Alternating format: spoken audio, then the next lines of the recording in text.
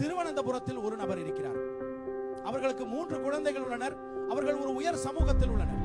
ஒருவர் இறைவனிடம் வந்தார்.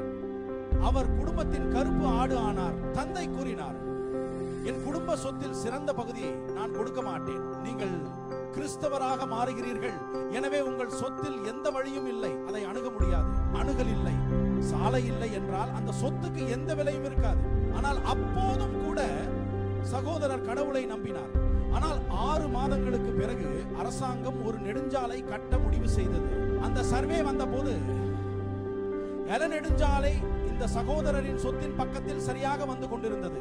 ஆம், தந்தை கூறினார், நான் உங்களுக்கு அணுகலை வழங்க மாட்டேன், உங்கள் சொத்துக்கு அணுகலை வழங்க மாட்டேன், பைவே. ஆனால் பரலோக தந்தை, அவர்கள் உங்களுக்கு பைவே அணுகலை வழங்கக்கூடாது என்றார். உங்கள் சொத்துக்கு நெடுஞ்சாலை அணுகலை வழங்கிய இறைவன் நான்.